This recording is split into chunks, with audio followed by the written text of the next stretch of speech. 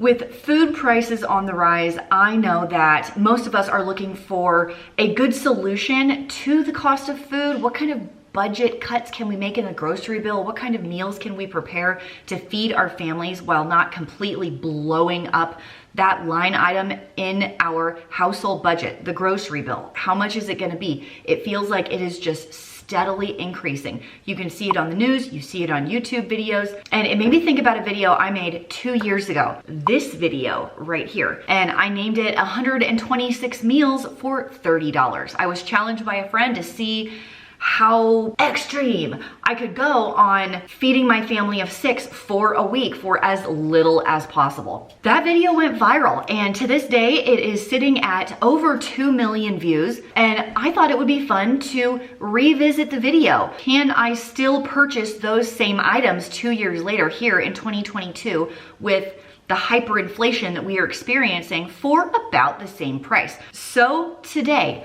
I would ask you to come with me to Walmart. We will purchase the exact shopping list. Are we gonna come in under $30? At $30? Well over that amount? Let's find out. This is the exact same Walmart I shopped at my original Extreme Grocery Budget Challenge with the exact same shopping list. So I am trying to pick out all of my produce now. I just had apples. Like, it didn't matter which apples, I was just looking for the cheapest. And across the board, I have definitely noticed the prices going up. Back when I did the previous video, the apples were 97 cents a pound, which was still not even the best deal I could have found, but there were no apples really close to that price that looked good.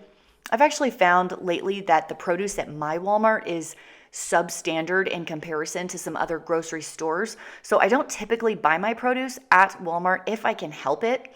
Like, for example, I bought these bananas, 63 cents a pound, definitely pricier than last time. And they went from like green to brown. There's my daughter was helping me out. She needed to get out of the house after a foot surgery. Picking out a head of garlic. I couldn't believe how expensive the garlic was. I mean, it's not expensive because garlic doesn't weigh very much, but I'm used to like $1 a pound.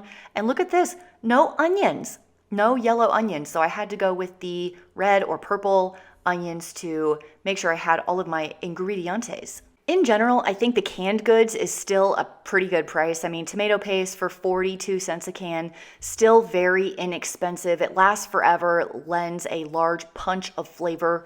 The Hunt's spaghetti sauce, definitely not my favorite brand, but at $1, it's gone up. It was 88 cents 2 years ago, and look at the pasta aisle. I went over there to find like a cheap pasta, and I was like, what in the heck happened here?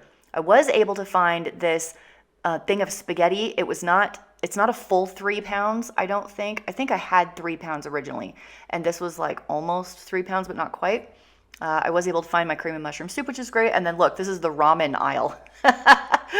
Totally wiped out. Do you guys have ramen at your stores? Here's a little trick. I found this Knorr powder in the Mexican aisle for cheaper than the soup aisle. Like, it was the exact same product. And then the mixed vegetables is what I used last time for 62 cents a can. Here's the oatmeal, $2.33 a canister. It still feels like a fairly good deal.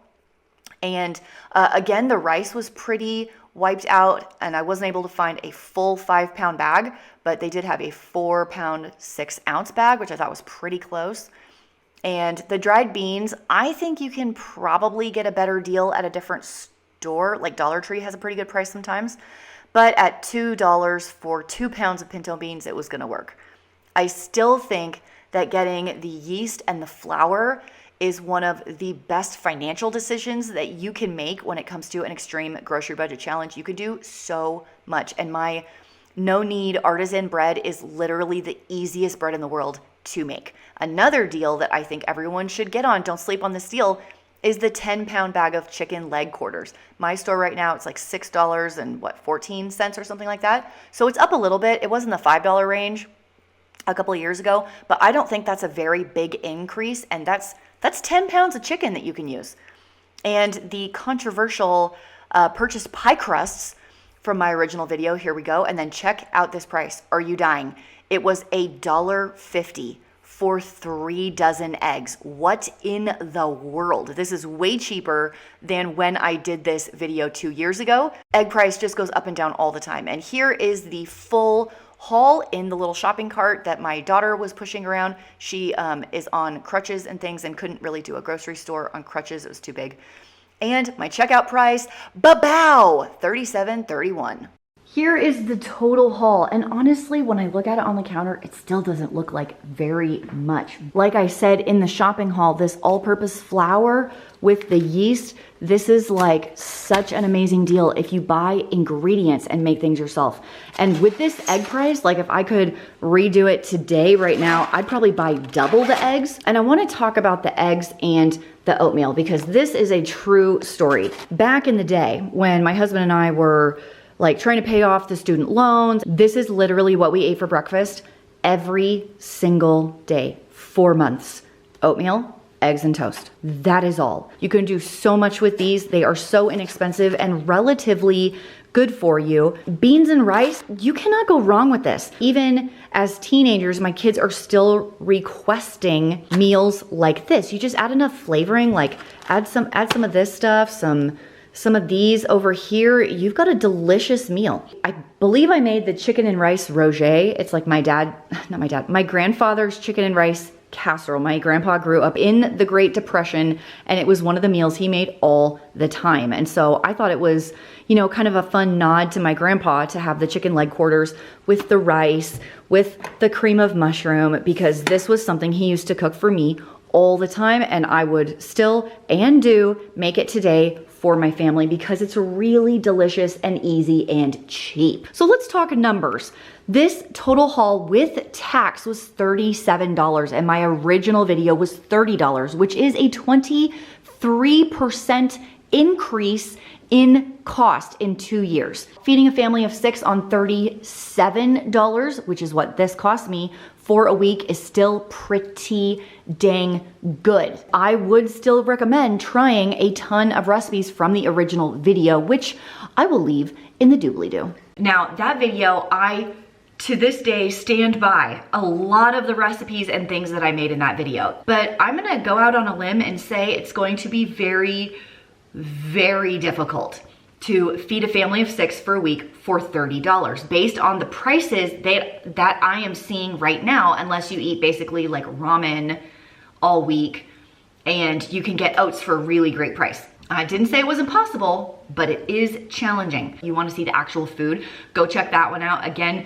down below. I did want to tell you that what I did do with the food that I purchased is actually gave it away to some college students that live in my town who have just moved up for this new semester. It is January after all. It's January when I'm filming the video. So I went ahead and donated it to some college students so they got a break on their grocery budget. If you are interested in other varieties or styles of extreme grocery budget challenges that I have done, I have an entire playlist with at least 10 different videos that I have made, and I have tried my hardest to do different recipes across every single video so you have some variety in the recipes. Hopefully you'll get some variety and some interesting ideas to help you feed your family on a budget, even maybe an extreme budget here in 2022. I am working on a brand new extreme grocery budget challenge coming up soon, so if you don't want to miss that, subscribe, hang out with me in future videos. And if you just want to see standard silliness and cooking videos, I have over 200 videos